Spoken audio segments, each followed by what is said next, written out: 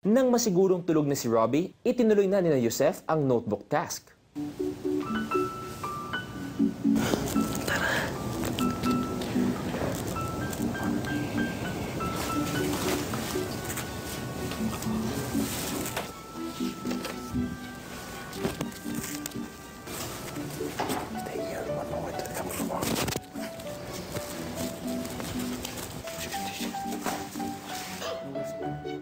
You've been down that road. Hindi natutulog si Julie. Tulog na. Nantok na ako.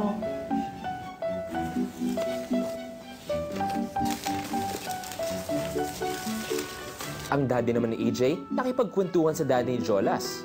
Dahil hindi ako nalalayo ba sa aking mga anak dahil kaya nag-ano noon si ang kuya na may plus nga. Akala ko lang yung anak ko lang. Nag-ano ako noon, sabi ko, parang napakahirap para sa akin yung aking mga anak. Pero kakayanin ko alang-alang na sa aking mga anak. Dahil sabi ko nga, hindi naman kayo nakaranas ng ano talaga ako nakaranas talaga ng hirap. Diyan ako ano yung ba yung gabi? Yung ginagawa kong araw para yung aking mga anak ay may taguyod ko lang. Ang daddy ni Kevin, may ibinigay sa mommy ni Alex. Come here, come. I'll show you something. Come.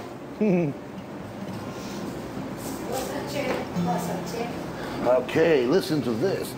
This is my regalo for your son. Oh, very good. Because this is the shirt of the Spanish team. Spanish Selection. Football player. Yeah. España. And this shirt has more meaning. You know why? Ah. Because this is not a new shirt. This is my shirt. Oh. Yeah. But he has to use it, huh? Yeah. I'm sure matutuwa si Alex at Kevin pag nalaman nila na nagkakasundo rin ng parents nila. Ang mga housemates, tuloy-tuloy pa rin sa paggawa ng notebook task. Feel ang pressure na mapag-graduate ang mga kasama. Ate Rona, mga babae. Babae po yun.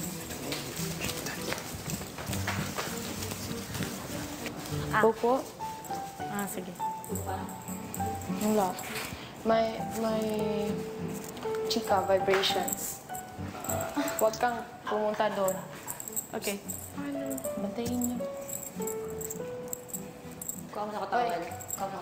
May secret pass kami. Hindi ako dyan. Kuha ko tawal. Ang mga guardians naman, blood pressure ang pinagkaabalahan. Kukunin mo daw yung yung aking pressure. Ako ang taga-kolekta. Sa contest, bababaan ako. Sino mo tayo ko yung dalawa?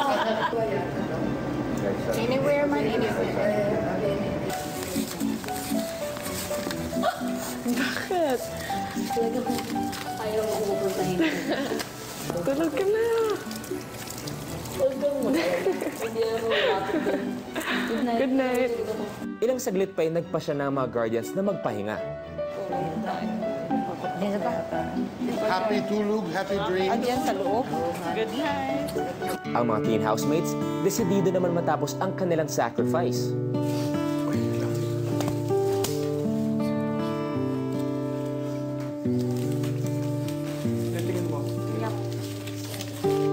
Walang kamalay-malay ang tatlong graduating teens sa good deed na ginagawa ng kanilang mga kasama.